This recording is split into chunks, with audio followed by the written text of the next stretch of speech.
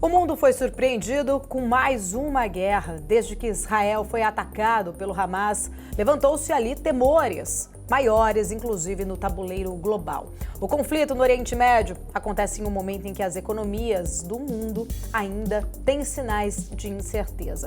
Esse é o tema do Strike de hoje. A gente recebe agora Marcos Vinícius de Freitas, professor de Relações Internacionais, que vai nos ajudar a entender alguns aspectos deste conflito. Professor, muito obrigada pelo seu tempo, pela sua presença.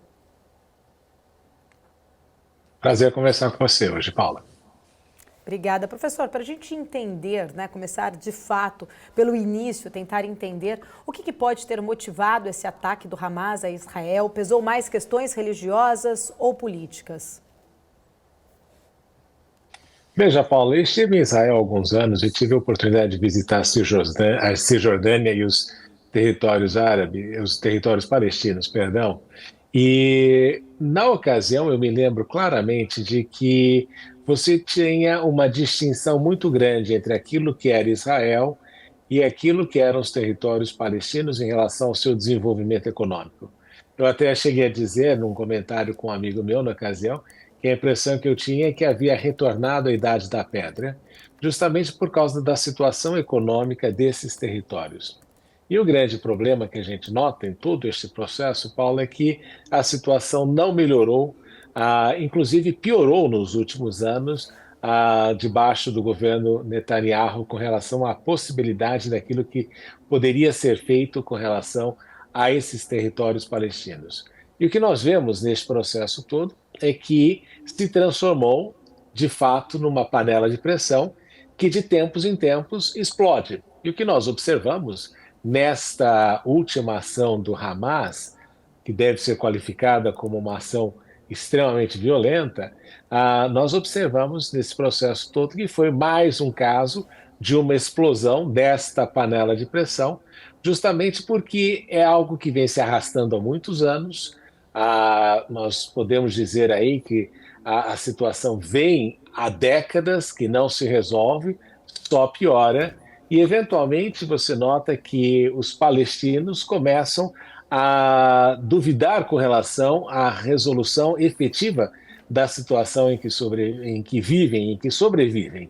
E por essa razão, de tempos em tempos, é esperado que esse tipo de situação aconteça. O que eu acredito que passou também neste processo todo é que o governo Netanyahu, talvez por uma arrogância, entendia que tinha a questão do Hamas mais ou menos controlada, afinal, todos reconhecem a capacidade militar e de espionagem de Israel, só que isso falhou e evidenciou uma vulnerabilidade dentro dos serviços de defesa israelense. E é por essa razão que nós observamos justamente a resposta do Netanyahu nos últimos dias, e também nós vemos que esta pressão, se não for resolvida com a criação ali de dois estados que possam conviver em paz, será uma coisa repetitiva e humanitariamente uma tragédia. Professor, o Hamas nunca reconheceu, o Estado de Israel. Queria entender, na sua visão, o que pode ter motivado para este ataque acontecer agora. Teve algo específico? Se a gente olhar para a origem histórica deste conflito, o porquê deste momento? Pode ter sido, inclusive, um momento no qual você mesmo citou ali que existe, acho que uma fragilidade mais política dentro de Israel, uma divisão, uma fragmentação. Existe aquela questão também do acordo que estaria ali sendo intermediado pelos Estados Unidos, inclusive acho que pela China também, entre a Arábia Saudita e Israel. O que de fato pode ter desencadeado este atual momento para este conflito? Como eu disse anteriormente, Paula, é uma panela de pressão, não é? Em que a situação só vem se deteriorando com o passar do tempo. Mas, obviamente, que você vê que foi utilizado, por exemplo, no nome da operação, um argumento religioso, que foi justamente a incursão do exército israelense na mesquita de Al-Aqsa, que é considerado o terceiro lugar mais sagrado do islamismo. E é por essa razão que, debaixo desta tônica religiosa, deste aspecto religioso, se entendeu de que era necessário dar um basta neste processo constante de avanço de Israel com relação à Palestina. Você tem outros aspectos também a levar em consideração. A continuidade dos assentamentos israelenses, judaicos, em território que os palestinos esperam que sejam retornados para eles no futuro. E você tem também, obviamente, como você mencionou, essa questão dos acordos abraâmicos iniciados no governo Trump, que tem buscado aí restabelecer um clima de paz na região por meio do reconhecimento de outros estados árabes da existência de Israel.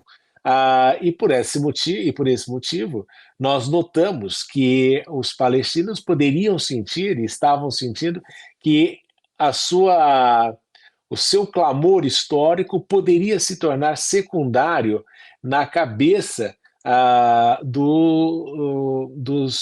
das pessoas, dos árabes, do mundo árabe, e justamente perder aí a relevância e serem relegados àquela condição em que eles se encontram. Então, por essa razão, sob o argumento de uma ação religiosa diante de um cenário que se deteriora constantemente e a perspectiva de que poderia ser relegado a um segundo, terceiro plano, caso esses acordos viessem a se tornar realidade, isso foi aí, esses foram alguns dos elementos que criaram esse estupim para esse tipo de ação que nós observamos. Ali para essa questão, você acredita que ainda existe algum tipo de preocupação em outras fronteiras ali junto, por exemplo, Cisjordânia, que também tem grupos extremistas, Líbano, que tem o Hezbollah, por exemplo, e tem inimigo em comum ali, Israel? Existe essa possibilidade de Israel ter mais conflitos nestas outras fronteiras?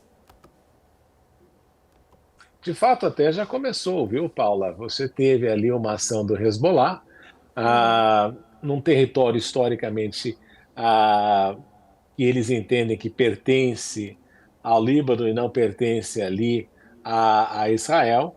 Então, existe ali uma área contestada e eles fizeram uma ação dentro desta área. Mas me parece que neste processo de ação de Israel, morreram alguns membros do Hezbollah, e isso está criando ali uma situação mais complicada. Um grande fator de você não ter ainda uma atuação do Líbano, por exemplo, é que o Líbano está sem governo, está desorganizado, economicamente quebrado e não pode fazer nada nesse sentido e não quer que haja ali uma movimentação de guerra. Mas o que nós vemos, por exemplo, é que o Hezbollah já deixou claro que está apoiando a atuação do Hamas. E na Cisjordânia nós tivemos também um evento em que, se eu não me engano, 7 palestinos morreram nessa história toda, e isso pode ser o estupim também de uma ação naquela região. Então é por essa razão que você observa aí o Benjamin Netanyahu convocando reservistas que estão vindo do mundo inteiro para justamente enfrentarem um cenário que pode ter 3 frentes de batalha ao mesmo tempo. E eu acrescentaria até mais um, se houver um descuido ou uma ação equivocada nessa situação toda, que é a possível inclusão do Irã nesta equação. Nós acreditamos que isso pode não acontecer se forem tomadas as devidas precauções, mas evidentemente é uma situação complexa que poderia alastrar-se para a região, e a pior coisa que você poderia ter neste momento é, num cenário pós-pandemia, com guerra na Ucrânia e uma guerra no Oriente Médio, não adstrita somente à Palestina, mas envolvendo outros países da região, isso seria uma tempestade extremamente turbulenta, com impacto enorme sobre a sociedade global, que vem aí na expectativa de uma recuperação que início era em V, depois se transformou em U, e agora virou um L contínuo e ninguém sabe quanto tempo esse processo de recuperação da economia global efetivamente irá tomar.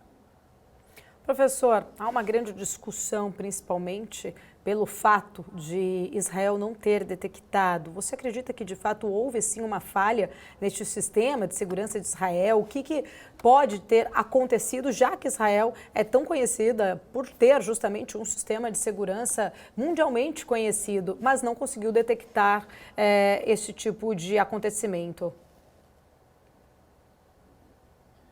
Veja, Paula, tudo que é humano é sujeito a falhas, não é? Então, eu não acredito que exista a máquina que funcione perfeitamente e também não existem seres humanos que atuem de uma maneira perfeita, né, nesse processo todo. Eu me lembro só uma pequena anedota aqui que aconteceu muitos anos atrás comigo. Eu era diretor de uma empresa e nós estávamos contratando sistemas de segurança. E aí um cidadão veio e apresentou para a gente um sistema de segurança impecável, que não falhava nunca. E aí o meu gerente de segurança falou na ocasião, mas a pessoa que vai administrar esse sistema ganha R$ 1.000 por mês, não tem toda a formação. Aí o cara olhou para mim e falou, não, de fato o sistema tem que ser operado por alguém que esteja altamente qualificado. Então, você pode ter o melhor sistema do mundo. Se na hora falhou alguém na utilização da informação ou houve algum tipo de utilização de novos sistemas de informação, obviamente que podem ter sido utilizados. O que nós vimos aí nessa história toda é que, em princípio, duas coisas chamam muito a atenção.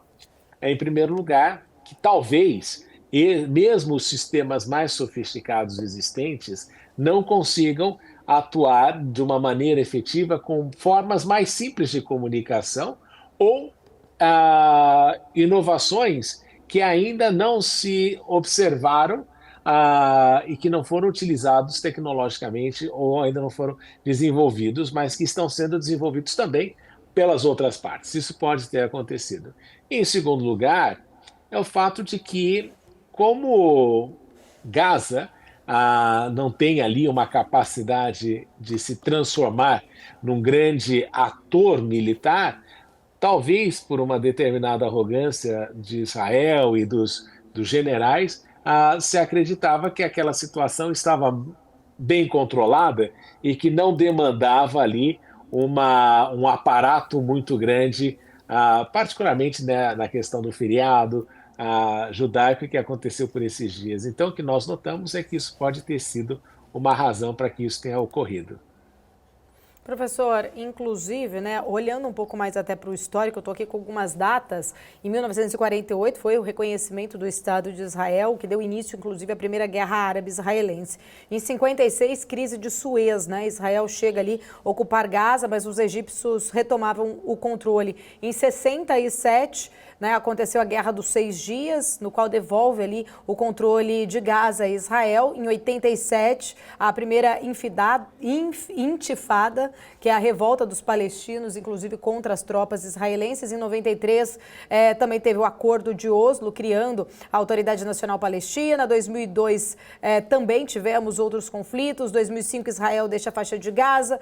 E acho que agora, a gente, né, vindo aqui, teve 2006, 2007, 2012, quando a ONU reconhece a Palestina ali como um Estado observador permanente, abrindo caminho, inclusive, para o reconhecimento da Palestina como um Estado de direito, o que ainda não foi feito. Olhando para este histórico, diante deste novo conflito, você acredita que este conflito, ele deve se estender, deve ser longo? Qual que é a leitura e perspectiva que você faz olhando já para este histórico dos conflitos no Oriente Médio? Existe um fator político também para nós considerarmos, né, Paula?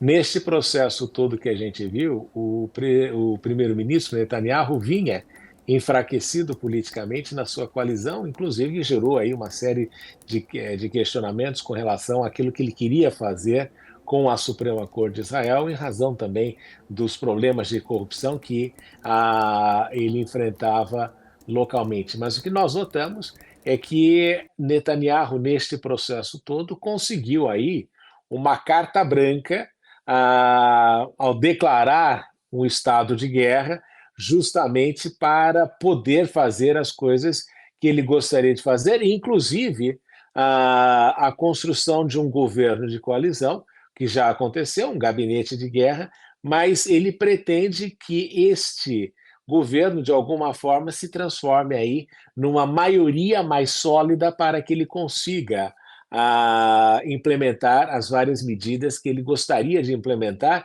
e que estava travado justamente porque não tinha uma maioria sólida no parlamento. Então, nós sabemos que o cenário de guerra pode ser utilizado politicamente para Netanyahu, de alguma forma, implementar muito da sua agenda política, já que ele vem implementando já há décadas ali no Estado de Israel. Mas ele pretende ainda fazer mais coisas. E outro aspecto importante nessa história toda é que ele precisa se fortalecer e justamente retirar esta expectativa de vulnerabilidade do Estado de Israel. Então, o que será o grande impedimento para que esta ação seja prolongada, Paula, será com certeza a questão da opinião pública internacional. Ele já conseguiu algumas coisas que lhe interessavam. Ele conseguiu mais equipamentos militares, justamente para a questão do domo, não é, de proteção que Israel tem. Já conseguiu, se eu não me engano, conseguiu ali uma verba de mais de 8 bilhões dos Estados Unidos para apoiar Israel nesse processo todo. O relacionamento de Biden com a Netanyahu não é dos melhores, assim como o relacionamento de Netanyahu com Obama também não foi dos melhores, e Netanyahu com certeza conta os dias aí para uma eleição de Donald Trump como presidente, mas a gente nota para este cenário e vê que nesse processo agora, o único impedimento para que Netanyahu faça uma guerra mais rápida é com certeza a pressão internacional ao virem as primeiras as primeiras imagens da atuação de Netanyahu, do exército israelense na faixa de Gaza e na sua atuação militar. Porque, embora todos fiquemos horrorizados com aquilo que aconteceu por ação do Hamas, se espera aí que, de alguma forma, Israel obedeça algumas outras regras de combate que são diferentes da ação aí de terroristas. Mas se notar que a mão pesou mais do que deveria, isso pode ser também ruim para ele. Professor, olhando ainda, né, para este histórico, falando mais especificamente, existem acho que várias camadas de conflitos ali no Oriente Médio, conflito Palestina-Israel, Árabe-Israel, Irã-Israel. De fato, a comunidade internacional, ela tem algum tipo de poder para conseguir intermediar um acordo de paz, como se fala neste momento, de conseguir, de fato, trazer alguma solução para este conflito especificamente? A gente viu o Conselho de Segurança da ONU tentando ali, numa reunião emergencial, se mobilizar, porém não houve um acordo, né? Algo em comum entre ali os representantes. De fato, essa questão mais diplomática dos países, elas conseguem ter força para intermediar um acordo neste momento? A comunidade internacional ela consegue ir até onde vão os interesses das grandes potências. E nós sabemos que os Estados Unidos tratam Israel como se fosse um porta-aviões fixo ali no Oriente Médio, justamente em razão dos interesses que o país tem dentro daquela região, justamente por causa da questão energética. E também ali as consequências de ter-se um medo de que essa região, de alguma forma, no passado, caísse nas mãos da União Soviética em pleno período de Guerra Fria. Então, o Estado de Israel desempenha muito este papel e é por uma proximidade grande dos Estados Unidos, também por motivos religiosos, não é? Você tem dentro do Congresso americano um grupo religioso de crenças religiosas que acredita também num apoio quase constante à causa israelense nesse processo todo. Então, o que nós notamos é que o governo americano, de alguma forma, é o grande garantidor de Israel, mas também o fato é que, ao garantir exclusivamente a situação e a atuação de Israel, e o discurso do presidente Biden demonstra isso, o que ele faz é que ele aliena todos os outros deste diálogo. E você não tem ali nenhuma potência que pudesse agir, à exceção da China, como um intermediador nesse processo. Então, o que este apoio norte-americano tão forte e tão intenso faz é justamente alijar a possibilidade de outros mecanismos de negociação para a resolução da questão. E, obviamente, que Israel, ao ter o apoio dos Estados Unidos, se sente extremamente fortalecido para tomar algumas medidas que não tomaria se estivesse ali atuando independentemente. Mas nós sabemos que é uma situação difícil aí de ser resolvida, mas para se criar os mecanismos de consertar-se um acordo de paz. Mas o que nós notamos, e essa é até foi levantado aqui pelo governo chinês, no processo agora que a gente tem olhado, o governo chinês manifestou que é hora de nós pararmos de discutir e implementarmos efetivamente a questão dos dois estados. E esse que é o aspecto fundamental que a comunidade internacional, aí eu acredito, possa fazer pressão. Para que os dois estados, a primeira coisa que façam é justamente negarem dos dois lados a necessidade de extirpar a existência do outro.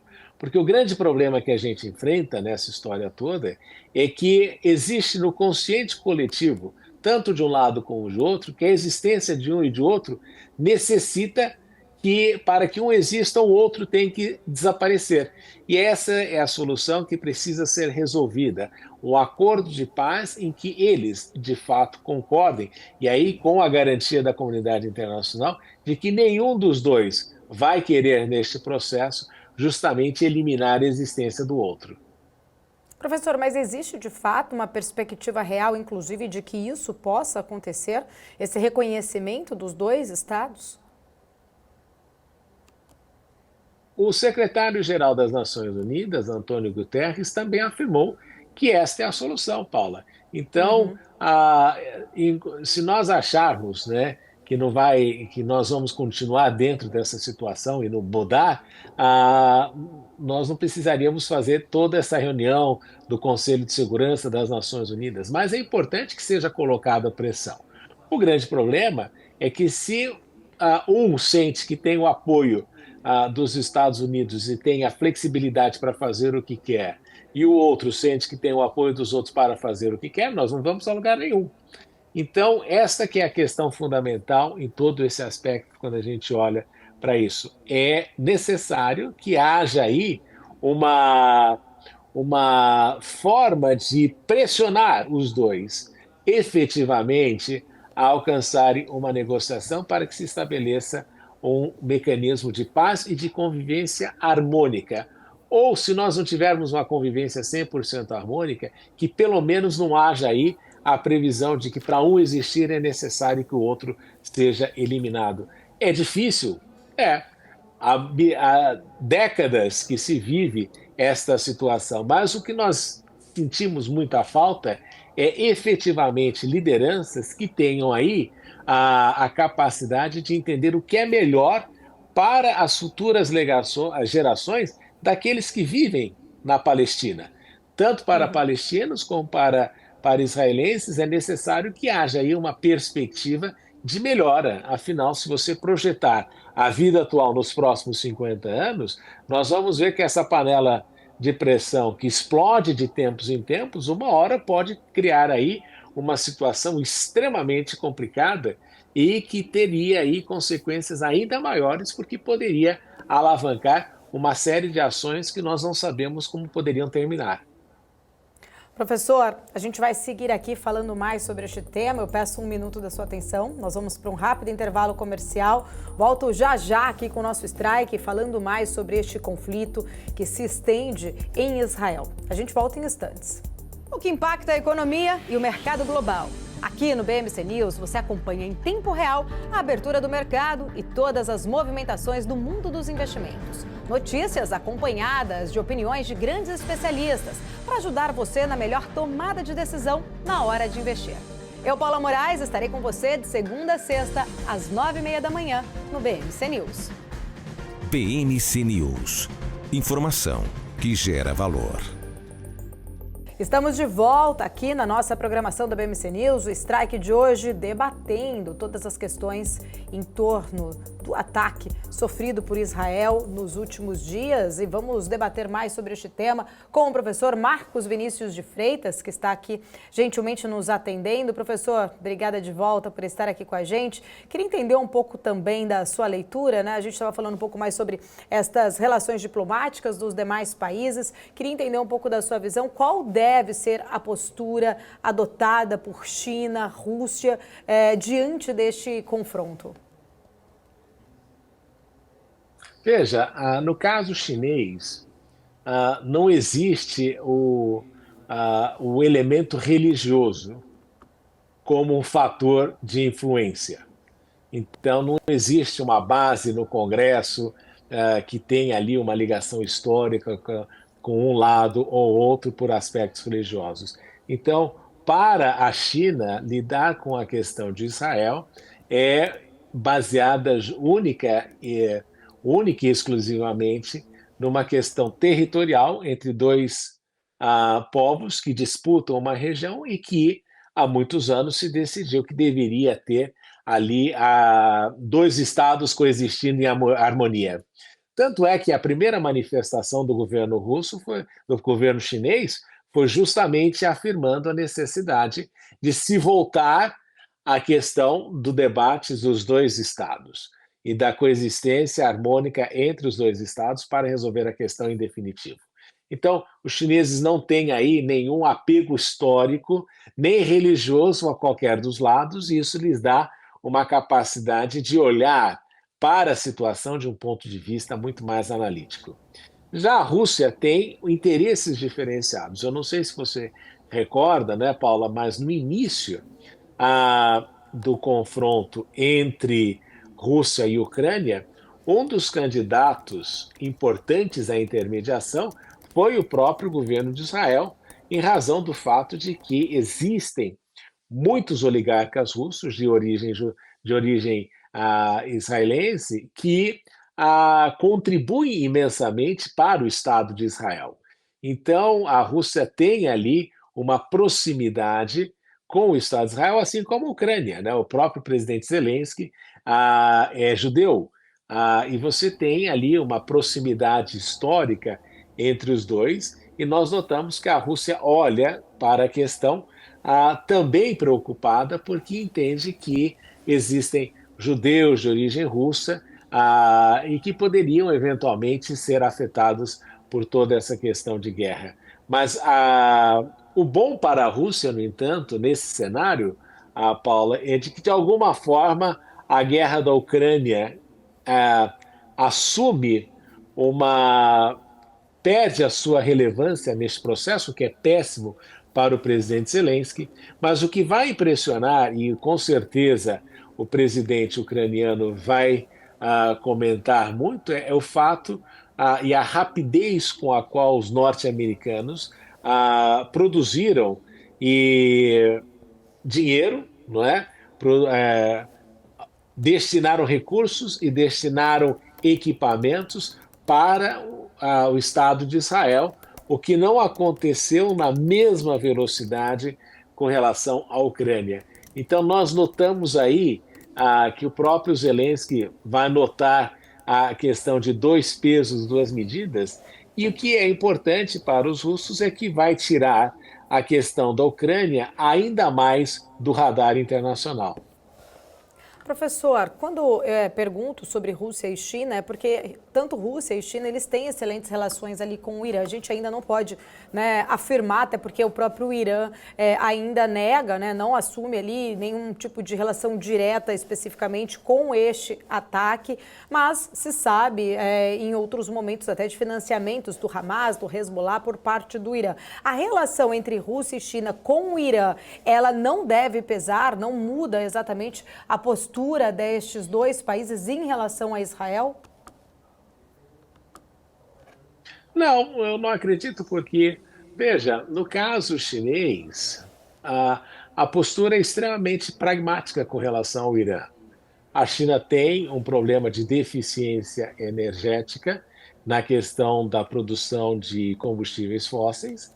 A China é uma importadora de petróleo e, com certeza, o relacionamento com o Irã lhe fornece acesso mais rápido, mais barato ao petróleo. E a Rússia também tem um relacionamento histórico justamente porque vê no Irã um contraponto a uma presença norte-americana no Oriente Médio. E nós sabemos que esses desenhos ainda seguem os mapas geopolíticos mentais que as pessoas fizeram, os mapas mentais que elas construíram durante a Guerra Fria e que elas não conseguem eliminar das suas cabeças e da sua atuação como política externa. Então, o relacionamento China e Irã é extremamente pragmático e o relacionamento Rússia-Irã tem justamente a questão da preservação do Irã como uma área importante de influência da Rússia também no Oriente Médio. Professor, Putin disse que esse conflito em Gaza é resultado de falhas políticas dos Estados Unidos, né? O presidente russo disse que esse embate, inclusive, entre Israel e Palestina é resultado de um fracasso da política externa americana. Queria entender como que você avalia as falas de Putin. O presidente Putin vem justamente nessa atuada de todos os momentos que pode criticar os erros e defeitos das políticas implementadas pelos Estados Unidos. A guerra da Ucrânia, ele fala que foi justamente resultado de um processo expansionista da OTAN que não deveria ter acontecido. E ele tem razão nisso, né? Porque justamente o que a gente nota é que, historicamente, países que têm grande poder militar não gostam de serem incomodados por proximidade com relação a outros concorrentes. Isso é algo histórico. Então, a gente sempre comenta, eu me lembro várias vezes em conversas que eu tive na Geórgia, é que, infelizmente, o país não escolhe os vizinhos que tem, e quando tem um vizinho que é um elefante, precisa se adaptar um pouco à forma como este elefante se move sob o risco de sofrer ali consequências de uma invasão ou coisa parecida. Então, esta é uma questão que a gente nota aí do presidente Vladimir Putin quando ele comenta sobre a questão dos Estados Unidos ali.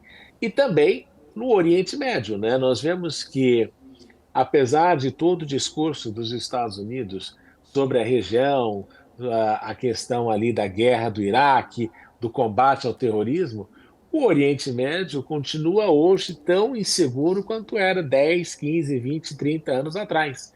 O que denota que as políticas norte-americanas que visavam ali instaurar a democracia, tornar os regimes mais transparentes, enfim, tentar formatar aqueles países à sua imagem e semelhança, não deu certo.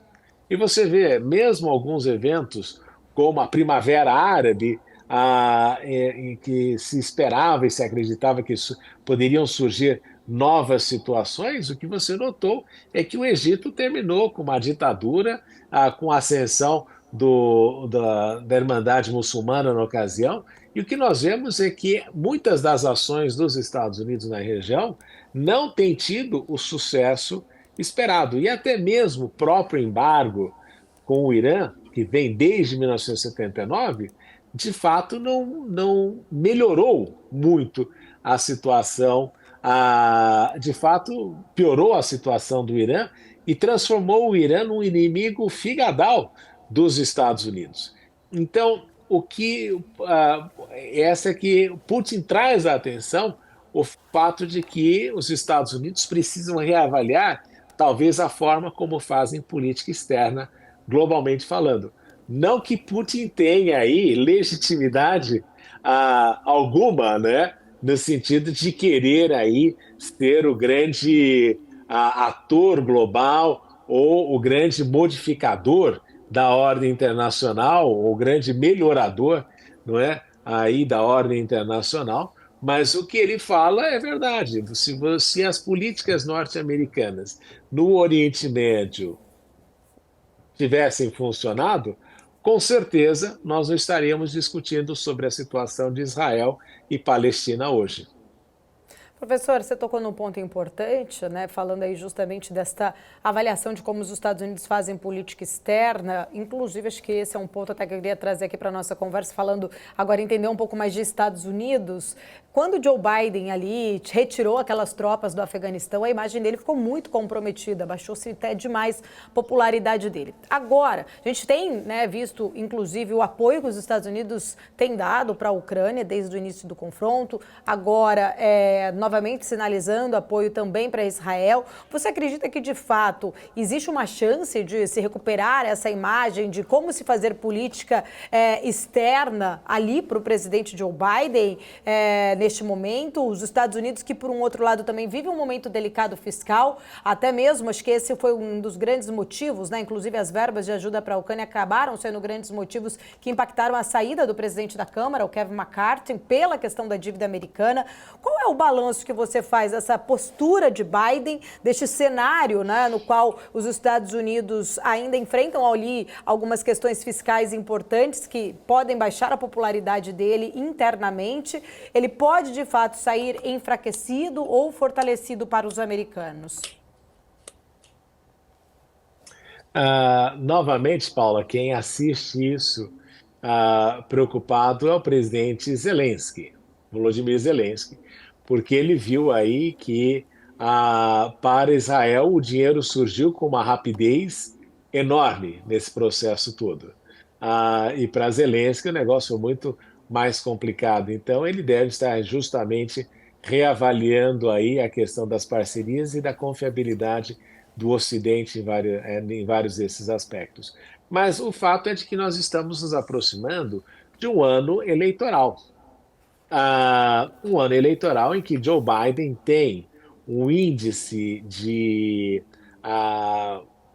possibilidade de ser eleito menor que o concorrente dele, Donald Trump, no momento atual. Então, obviamente, os presidentes norte-americanos tendem a utilizar muito da questão externa, buscando aí transformar isso em benefícios na questão doméstica.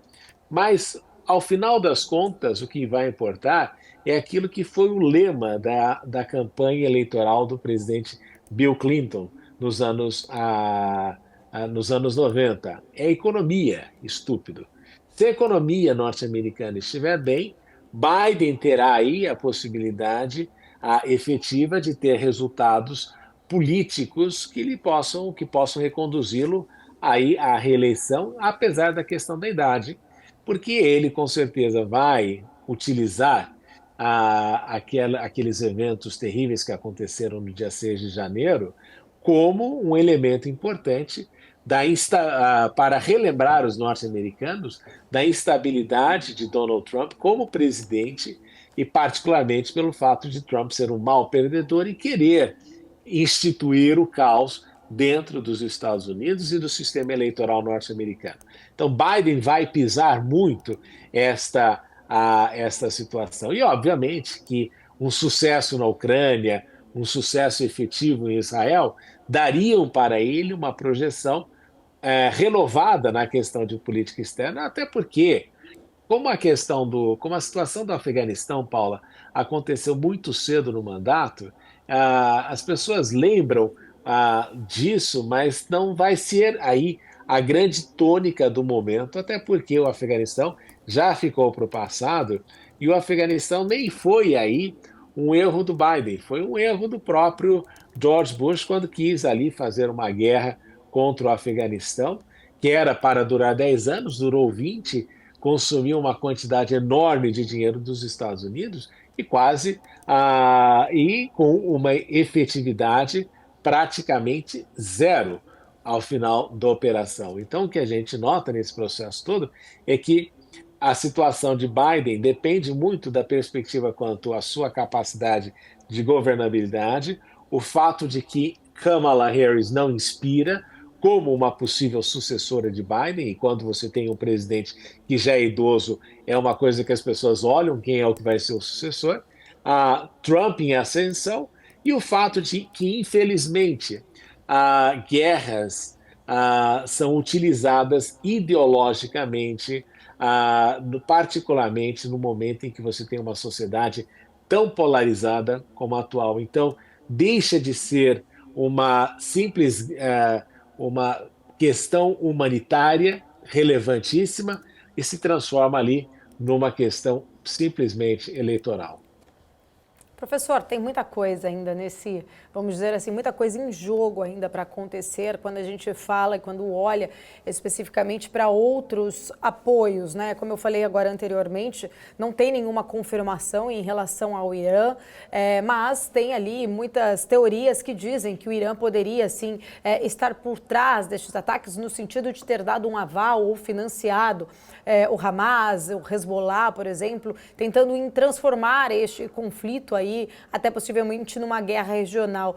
Há, né, muito se fala ali que o Irã quer construir uma bomba atômica. Você acredita que, de fato, né, há sim essa possibilidade dessa intenção de Irã enfraquecer a aliança da Arábia Saudita com Israel? A gente tem o petróleo aí, né, nesse meio todo, a Arábia Saudita, segunda maior produtora de petróleo mundial, o Irã está em 8º local.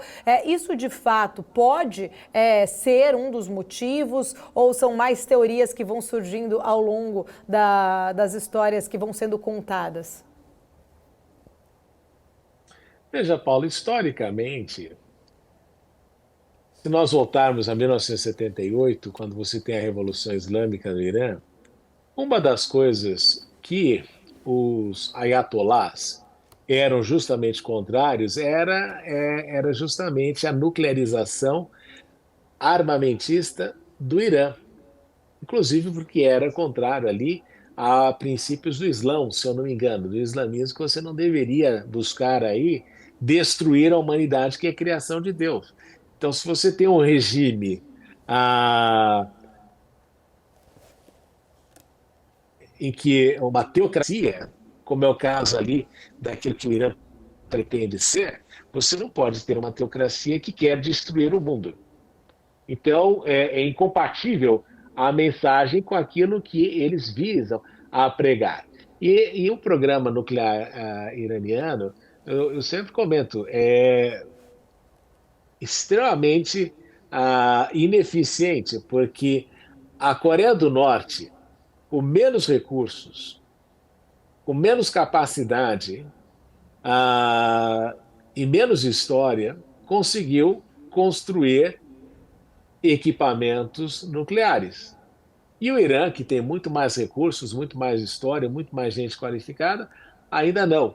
O que me leva a crer que ou os iranianos são extremamente incapacitados para fazer isso, ou, de fato, não existe ali o interesse nesse processo todo. Mas o que a gente nota nessa história toda, Paula, é que os países que recorreram, nomeadamente a Coreia do Norte, à questão da bomba nuclear, o fizeram como um mecanismo de autoproteção daqueles que estão no poder. Porque uma das coisas principais que a gente nota muitas vezes na política externa norte-americana é aquilo que eles chamam, quando não estão contentes com o governo da ocasião, eles chamam de troca de regime. E fizeram isso e queriam fazer isso na Líbia, os franceses queriam fazer isso na Síria, os franceses fizeram isso na Líbia, e o que a gente nota fizeram isso no Iraque, queriam fazer isso no Irã também. Então, para a autoproteção do regime, se criou toda essa expectativa de que o Irã eventualmente poderia ter armas nucleares.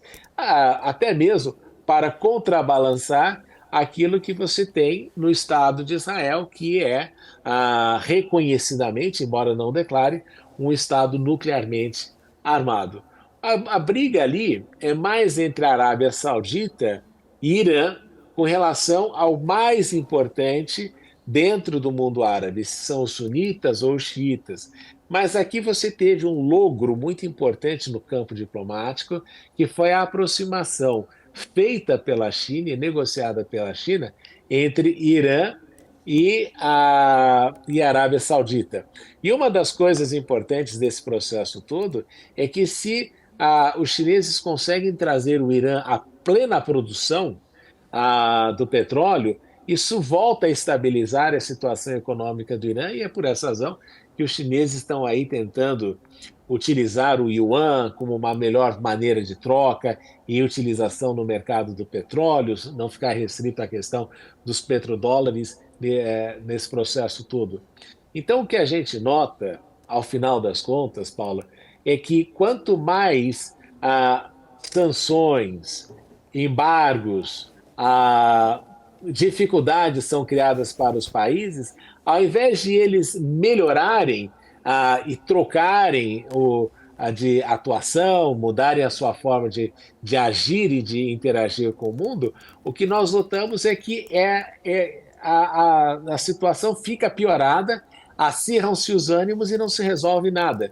Porque eu falo sempre, né, se embargos funcionassem como os Estados Unidos falam muitas vezes que funcionam, Cuba já teria deixado de ser parte ali da esfera de influência da família Castro há muitos anos. Se sanções funcionassem, nós não teríamos agora uma guerra na Ucrânia. Então, o que nós podemos dizer é que a única ocasião que as sanções funcionaram foi na África do Sul, com relação à questão do apartheid, mas era outro momento e outra situação completamente diferente.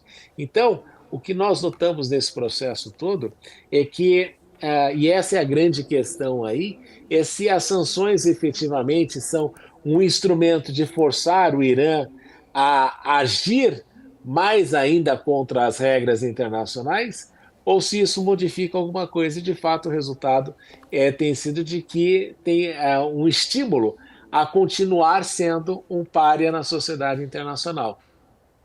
Professor, para a gente finalizar, a guerra no Oriente Médio tem acirrado bastante a polarização que existe no Brasil, né? Tudo vira questão política aqui, algumas figuras, inclusive, ali, algumas figuras brasileiras alinhando-se, à esquerda defendem Palestina, outros de outro lado ali do fronte, pessoas que se identificam com a direita, tomando as redes sociais, manifestando apoio a Israel. De fato, a gente vê uma divisão e uma polarização muito grande, inclusive diante de um assunto tão forte e emblemático como esse, né? Tem todo um viés religioso, como a gente também estava falando, mas parece que tudo acaba se tornando uma polarização política. Pelo menos as redes sociais estão muito inundadas, inclusive, deste assunto. Surgiu até uma foto específica do deputado federal e candidato à prefeitura aqui de São Paulo, Guilherme Boulos, ao lado de uma pedra grafitada ali com dizeres PSOL with Palestine. Enfim, né, acabou trazendo aí, acho que uma situação bem delicada. Ele até teve uma baixa na equipe dele, o médico infectologista Jean Gorinchen, que é ex-secretário, inclusive, de saúde do governo Dória, acabou deixando a equipe que trabalhava depois deste posicionamento de Boulos. Eu queria entender um pouco da sua leitura, né? Diante de um fato como esse, a gente sempre vê essa polarização. Mas o que de fato sustenta posicionamentos de alas, por exemplo, esta do Boulos, de uma esquerda mais radical, e de outros lados também acabarem se posicionando de um assunto como esse para um viés mais político? Veja, Paulo, eu também li os comentários e eu notei que existe um teor religioso muito forte nos comentários que são feitos, né, justamente pelo legado judaico-cristão da sociedade brasileira e pela ascensão aí de movimentos evangélicos, e não só evangélicos, católicos, um monte de gente nesse sentido, que vê aí quase que constantemente um juízo final acontecendo. E eu sempre falo, a gente precisa olhar para essa questão como uma briga territorial entre dois povos que precisam aprender a conviver, independentemente de questão religiosa de um lado ou de outro. Então, acho que a perspectiva aqui tem de ser pragmática. O que eu noto, e eu fui questionado sobre isso, é por que a esquerda, alguns elementos da esquerda, apoiam o Hamas. E é importante aqui também distinguir que o Hamas é um grupo político dentro da Palestina. Não significa que 100% dos palestinos apoiam aquilo que o Hamas faz ou realiza como mecanismo de atuação. Não é? Isso é importante de nós enfatizarmos essa diferença.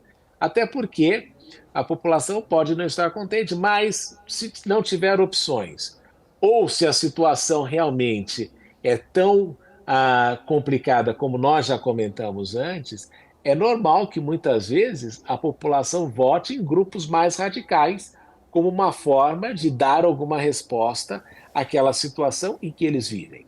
Então, nós não podemos aqui, nós observamos isso, né? Qual é o grande medo hoje em dia na Europa? É a ascensão de uma extrema-direita para dar resposta à questão migratória, que é um problema que os europeus convivem e que não querem mais ter, porque dizem e entendem que isso afeta a cultura dos países. Então você vê que essa movimentação política tem muito a ver com o momento histórico. Agora, o Hamas, o apoio da esquerda que eu vejo na questão do Hamas, eu identifico 3 pontos fundamentais aí.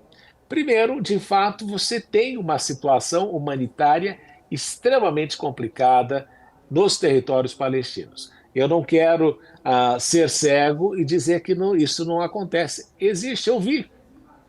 Não é? Então, toda vez que a pessoa vai falar, vá lá e veja que você vai comprovar com seus próprios olhos que existe uma situação humanitária difícil que precisa ser resolvida.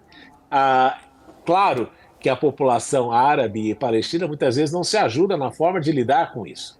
Mas existe uma questão humanitária e os partidos de esquerda, historicamente, tendem a enfatizar mais essa questão humanitária do que os partidos de direita. Isso é histórico nesse processo. Em segundo lugar, você tem ali o governo Netanyahu, que é considerado um governo de extrema-direita, que está indo mais ainda para a extrema-direita. E, obviamente, que se eu sou de esquerda, eu vou querer me opor a este governo de extrema-direita. E terceira coisa, que é típico também da esquerda latino-americana, é justamente um anti-americanismo que acontece justamente pelo fato de os Estados Unidos serem aí os grandes apoiadores de Israel. Então, essas 3 coisas entram no pacote perfeito, mas eu tenho certeza que muita gente não sabe das coisas que o Hamas acredita, por exemplo, com relação a valores, com relação a casamento gay, com relação a uma série de coisas que não é a agenda da esquerda que importa esta agenda, por exemplo, dos Estados Unidos e da Europa. Não tem nada a ver aquilo que é discutido dentro do Hamas com relação a essa agenda que a gente observa de esquerda, mas eu entendo este apoio. E do lado da direita, o apoio restrito a Israel tem muito mais a ver com esta conexão religiosa, particularmente que a gente viu durante o último mandato presidencial, em que você começa aí a dar a Israel a expectativa da questão de que foi o lugar onde nasceu o Messias, e toda aquela questão religiosa atrelada à perspectiva de que eventualmente haverá uma grande batalha em Israel, será o juízo final, aí Jesus volta, começa toda aquela história. Então é interessante você notar que as dinâmicas são diferentes com relação à mesma situação. E é o que eu falei sempre, né? A gente precisa fazer como um dos grandes autores da literatura brasileira dizia, é preciso você tirar muitas vezes o manto diáfano da fantasia e olhar a questão como ela é efetivamente. E o que nós temos ali? 2 povos que têm uma disputa territorial que precisa ser resolvida e não adianta aí se falar da questão religiosa. O importante é que, para as futuras gerações de palestinos e israelenses, a convivência em paz seja a principal a ser preservada, até para que tenha aí a garantia de uma existência tranquila e feliz, que é, ao final das contas, o objetivo de todo ser humano. Professor, quero agradecer, nosso tempo já chegou ao fim. Muito obrigada pela sua presença, por estar aqui com a gente. Até uma próxima oportunidade. Eu que lhes agradeço, Paulo. Grande prazer sempre. Até mais.